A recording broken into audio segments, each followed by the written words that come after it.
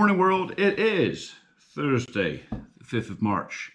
Well, what can I say? The reaction to the video I put up, that video I put up with reference to PayPal and donations and money and that, I wasn't sure how that was going to be received. That could have gone one of two ways, and I was kind of dreading it was going to go the wrong way, but you lot have... well, you proved me wrong, and my faith in humanity and the way things work has kind of been restored in some ways.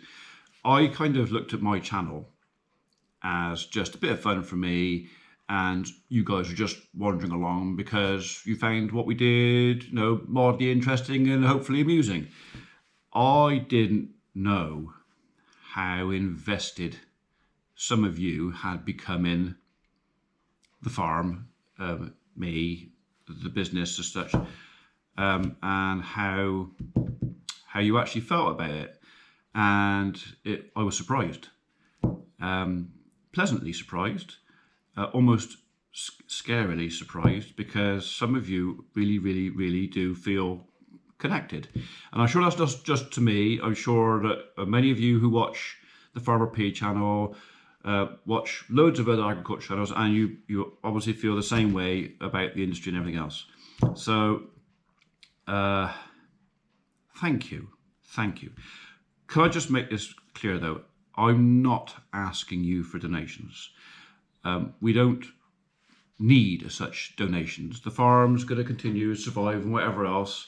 All I'm doing with this thing is for those of you who seem quite determined to send us some financial aid because you want to, I'm just giving you a safe way to do it. Okay, so if at the end of the year the account's got 10 pence in it, I'd be just as happy as if it had 20 pence in it. You know what I'm trying to say. It's not about money. So supporting farmers. So I really want to try and take this opportunity while I've got folks' attention to push, I won't say the plight of farmers. Farmers are going to have a hard time this year. We're all of us going to have a hard time. The prolonged wet season has, half the winter wheat hasn't been planted. So this year, your bread's probably going to be expensive because there's not going to be the wheat to make it. It's March now. It's still too wet to get on the land. Won't be long, it'll be too late for spring barley. So if the barley don't get planted, that's the animal feed for the rest of the year. So everything is going to get short and expensive. And farmers across the board, from the arable guy who's trying to grow a bit of wheat and barley or maize or whatever else, got no crop in, so he's got nothing to sell. And the livestock guy with me has got no feed to give his cattle because they haven't grown any corn. So how can you support your farmers? All right, so there are a few of you who want to support me directly, and if that's really what you want to do, thank you, I'll be really grateful. But why don't you, instead of concentrating on me, how many of you have actually been to your local farmers market? Ever? Have you ever thought about, do you know what, my weekly routine Saturday morning trip to Tesco's, because I've always done it. I've always gone to Tesco's or Sainsbury's or Waitrose or Morrison's or wherever it is. I've always done that. I've gone there and I've bought all my shopping because it's convenient, car parking, trolleys, you know, it's all nice, neatly wrapped bits of plastic and stuff like that. It's convenience. So you can go to your supermarket and you can buy your shopping, and do you know what? It is there. It's convenience. That's what it is. But why don't you, just for a change, maybe take some family members with you and have it as a bit of something different? Why don't you visit your farmer's market or your local farmer's shop? Some farms have their own shop. Tom Pemberton has his own shop. So, and I know his channel has helped his shop, and because it's raised awareness. So I'll do this for everybody else's. Go to your local farmer's shop. You'll see farmers with a sign outside their gate. They'll sell eggs. They'll sell various other bits of produce. Why don't you support them directly. None of us want a handout.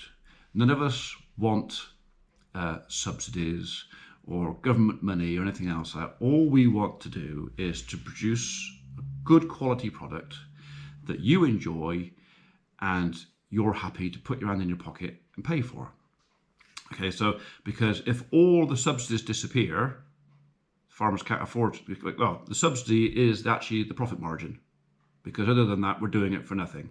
If you think of subsidies as not being paid to the farmer to line his pockets and buy his Range Rover, it's actually there to keep him going so that he can continue to supply cheap food to the supermarkets.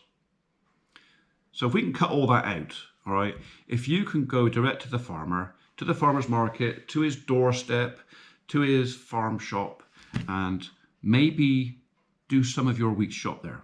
Go and buy your potatoes at the farmer's shop rather than the supermarket. Probably cheaper. Go and buy your meat products. It was reared on the farm. You can see where it came from. You know the food miles. You know all about it. You don't know that at the supermarket. Your fruit and veg.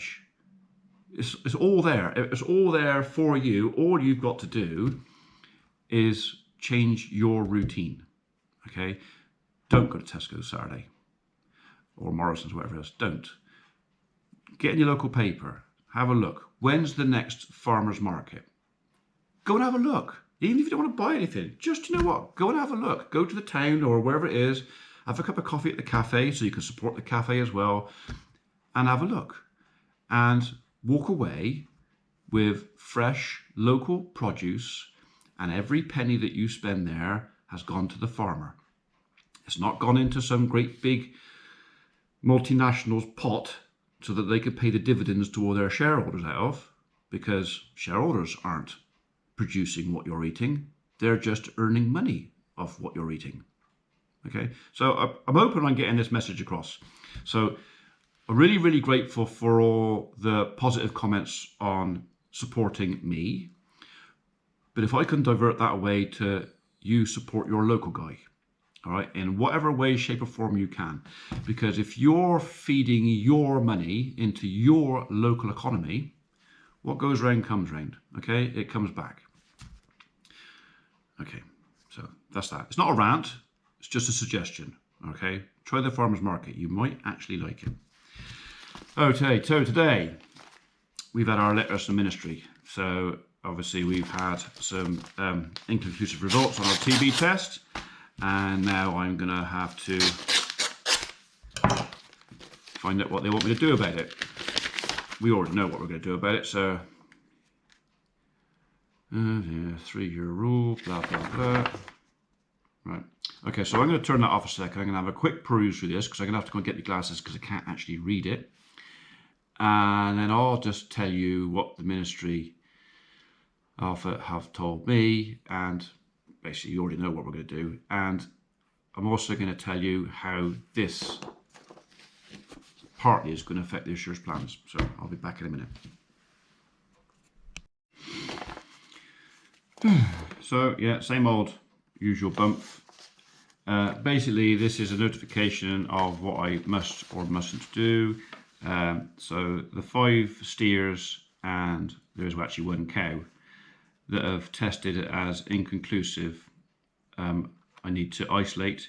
Problem with that is we're about to start lambing and I don't have the shed space. So, which confirms my thing is really they're gonna have to go. So we are gonna go with voluntary slaughter. So which I will be again calling them to arrange collection of my suspected animals. That doesn't mean, even if all the animals that tested as suspect are gone, I'm probably still going to have a retest. So my 60-day shutdown will probably stand. The only thing is, if I've got rid of anything that was potentially infected, the chances of me actually failing a second test are hopefully really slim. So what does this mean for us? If we voluntary slaughter, we're only going to get bog standard meat price for it. So they're not going to be concerned about rare breed beef and the way it was reared or anything like that. It's going to go into the normal food chain, and it's basically put in the cheap slot. So, you know, when you go and buy your cheap beef, somebody's going to be buying some really expensive cheap beef. So that's that. So okay. So there are implications to this test and things. We are shut down for 60 days. It is potentially that we are actually going to be shut down for 120 days. So I have to plan for 120 days, which means that all of our stock are quite likely going to have to stay here this year, and I won't be able to put any over the other farm. Downside with that is that means I've got to make all my fodder, my winter feed, at the other farm, which is 9 miles away, which means I have to transport it all back.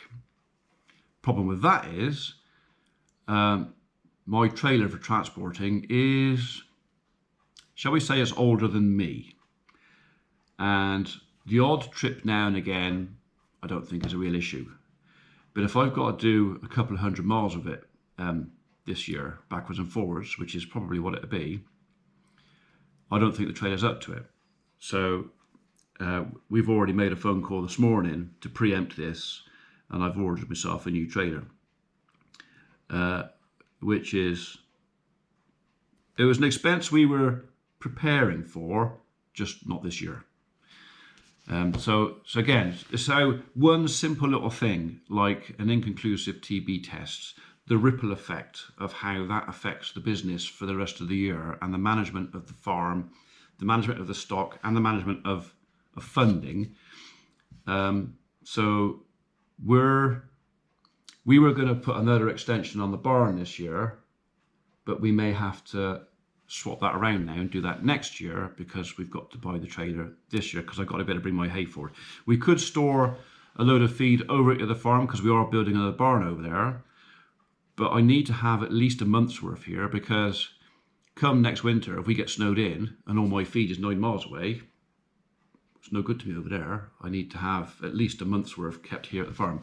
So I got to bring it home anyway. So sometime in the next week or so, you guys are quite likely going to be joining me on a trip to, well, it's Chippenham Farm Sales. I've already spoke to Malcolm and had a chat with him. He's already agreed that I could take the camera in and film the yard, so you'll get a chance to look at lots of lovely shiny stuff that we all want. We can't really afford it, but you can have it. So it's like, could I put it like Richard's wellies? Okay, he's paid 70 quid for a pair of wellies. It's a lot of money, but like I said to him in a post, it's 20 pence a day for over a year. So a trailer's going to cost me a few quid. But if I keep that trailer for 20 years, after 20 years, it's not that bad. It will have paid for itself. It's just sorting it out now. So that's that. So we know where we're going with our TB, more or less. We have made a decision that the animals go. Part of that decision, and I need to make this clear as well for those of you who are thinking I'm being rash, getting rid of just IRs. This test result doesn't just affect me. Okay, this affects all my neighbours. So any neighbouring beef farmers around me who have already had their TB tests and are now thinking about turning their cattle out within 60 days, I should hope. If I go down with TB, Ministry are going to come along and tell them that they've got to have a test, because I've gone down. Even though the infection didn't come from here, it came from another farm, it's quite likely that the Ministry is going to go, no, there's a reaction test was done there, so every farm in that area has to be retested as well. So the absolute buggerance, excuse the language, for all my neighbouring beef farming friends would be astronomical, because they either can't put their cattle out, which means they've got to feed them in, or they've got to put their cattle out and they've got to get them all back in again. Well, anybody who keeps cattle will know that once you've let them out, they're usually pretty happy, and they're usually pretty unhappy about coming back in again. So this result affects everybody. So you have to look at the big picture. Anyway, so all that aside, we have got, I don't know how much on there. So we are probably going to put the PayPal link in the bottom of future videos. I'm in no rush to do it because I'm in no rush to do it. So those of you who have messaged me and threatened to send me envelopes with cash in it, please don't. Okay? Take your cash, go to your local farmer's market, buy some potatoes or some meat pies. You know, there are some farmers' wives out there that make some cracking meat pies. You'll never go back to Tesco's pie again.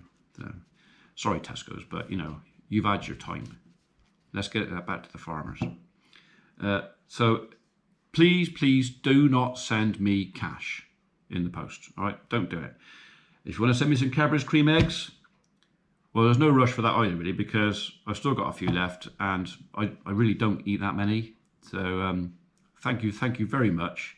But yeah, keep watching, enjoy the channel, leave your comments below. I'm struggling a bit answering all the comments because sometimes you lot are commenting faster than I can reply, and I actually do have to do some work in the day sometime. I can't sit in there. My finger's sore. Look. Sore finger. So thank you for your support, but don't just aim it at me. Farming industry needs your help. You can do it simply by the way you shop. Right. You want to go, I suppose, do you? Come on. Right, we're off to Newark Park, which is a local national trust home, and we're going to deliver them loads of lovely wood chip for their footpaths because all their footpaths are washed away. So we're going to go and give them a load of chip so that our visitors can have a wander around with dry and clean feet. Okay, folks. Right, well, on that note, we're away. Thanks for watching. Stay with us. Don't forget to click the thumbs up, please, because that does help. And if you haven't subscribed, well, now's the time, isn't it? Thank you. Bye-bye.